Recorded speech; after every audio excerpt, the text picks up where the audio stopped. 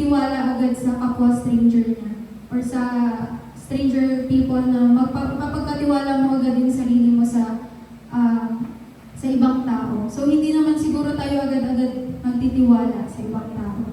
So, David's unwavering faith was rooted in his consistent communication with God through prayer and his understanding of God's character through His Word. So, sabi dito, for us to know God more is communicate with God through prayer. So, David demonstrates his trust by openly crying out to God. So, hindi lang siya basta-basta nag-pray doon sa Psalms chapter 3, kundi iniyak niya sa Lord yung pinagdadaanan niya. So, sabi niya dyan, I cried to the Lord with my voice, and He heard me from His holy hill. Psalm chapter 3, verse 4. So, for us to know more God, kailangan natin makipag-communicate sa Lord. So, prayer, alam natin na prayer is a two-way conversation that builds our relationship with God. So, through prayer, we pour out our fears, our joys, and struggles, allowing us to experience His comfort and guidance. And David's prayers were raw and honest, showing us that God desires a genuine relationship with us, hindi perfection. So, yun lang naman yung gusto ng Panginoon dahil gusto niya is nakikipag-communicate tayo sa Lord. Though alam ng Lord kung ano yung mga needs natin, alam ng Lord kung ano yung mga kailangan natin, pero si Lord gusto niya is yung kinakausap pa rin niya tayo. I mean, kinakausap pa rin natin siya. And yun, so galingin natin na mag-pray everyday. Hindi yung mag-pray lang kayo bago matulog. Mag-pray lang kayo kapag gusto niyo lang mag-pray. So, prayer is palaging available ang Lord na makinig sa atin. Every time, kahit anong ginagawa natin, everyday, kahit naglalaba tayo, or we're doing household chores, driving, kung ano-ano, kaya natin makipag-communicate sa Lord. So, ayun. The number 2 is, for us to fully trust God as well, is to know God through His Word. So, yun yung sinasabi na para makausap natin at fully understand God is by prayer as well as reading the Bible. So sabi dito, David trusted God because he knew who God was, a shield, a sustainer, and a deliverer. So his understanding of God came from meditating on God's past faithfulness and His promises in His Word. So, ganito rin natin magbasa ng Bible for us to know the Lord. Para malaman natin kung ano yung mga pangako niya, para malaman natin kung ano yung mga sinasabi ng Panginoon for us. Para kasi yan, nagpipray tayo sa Lord, so tayo, nakikipag-communicate kay Lord. Pero once we read the Bible, pag nandun sa Bible yung sagot ng Lord sa atin. So, parang doon natin makikita lahat ng answers ng Lord through our prayer. So the Bible reveals God's character, His love, faithfulness, power, and mercy. When we read Scripture, we learn to trust His promises and understand that His plans are always for our good. So hindi naman nakayaan ng Lord na mapahamak tayo. So lahat ng plano ng Lord, sagutin man niya ang prayer natin or not, lahat ng plano ng Lord is alam natin much better kesa sa atin. So, yun, overall, we need to trust only God lang. So, dive into God's Word daily to understand His heart, reflect on passages like Psalm 3 to see how He works in the lives of those who trust Him.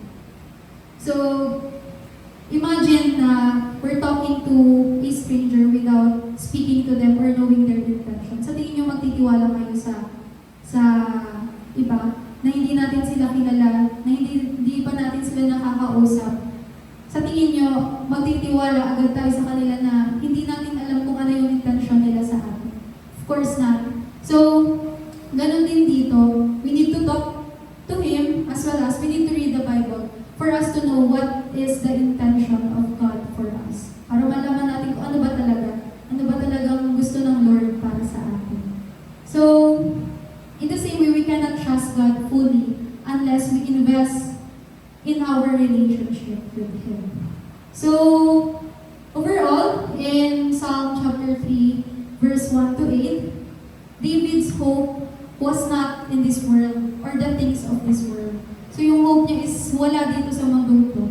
Kundi ang hope ni David was in God and what God has promised in eternity. So kilala ni David ang Lord, kaya despite the challenges na ibinigay sa kanya, kahit gusto siyang patayin ng anak niya, agawin yung throne niya doon, so marami rin tao na naniwala na doon kay Absalom. Hindi niya yun masyadong pinakinggan. Pero ang ginawa ni David is to trust God, to pray, to meditate na so mapapaisip tayo na bakit gano'n na lang si David magtiwala sa ating Panginoong Diyos.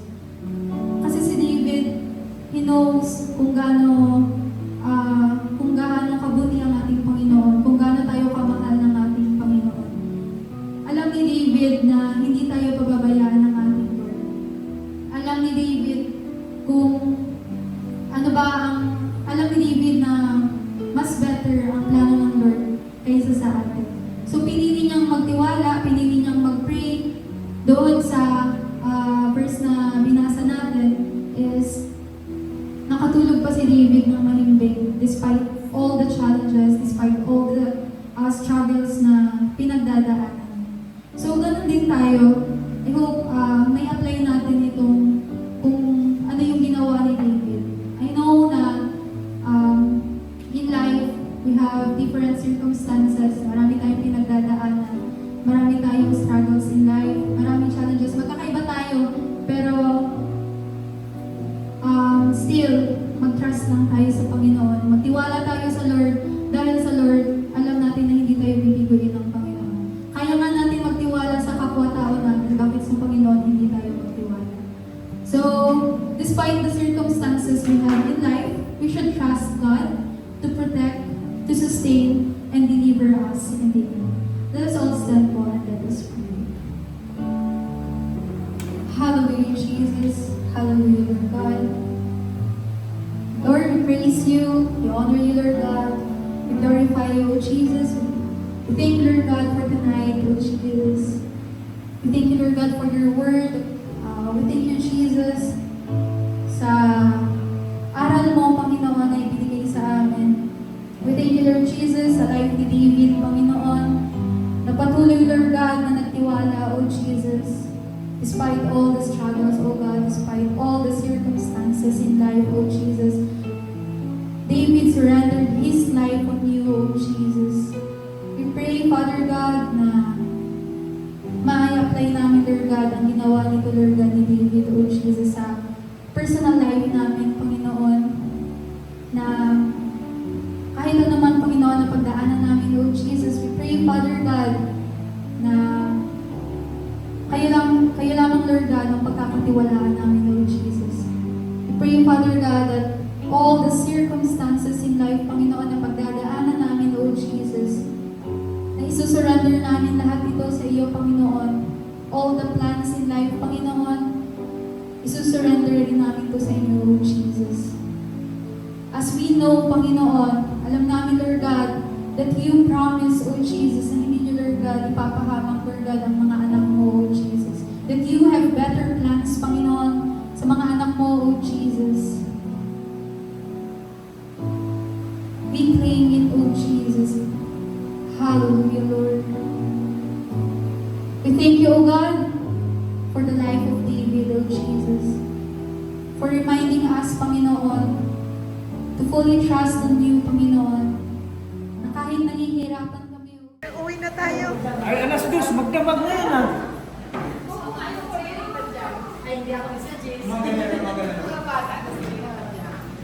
Jay! Ang aming snack.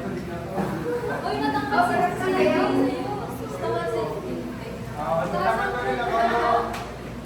Parehas na.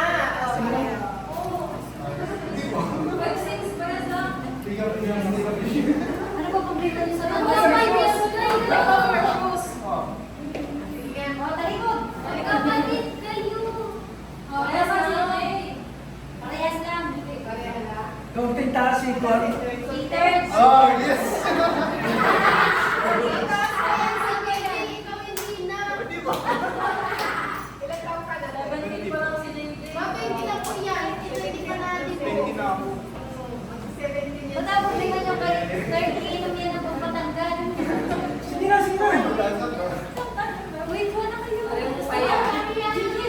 Kaya ako naabutan ko ang snack. Hindi ako nakaabot ng prayer meeting sa snack na kaabot.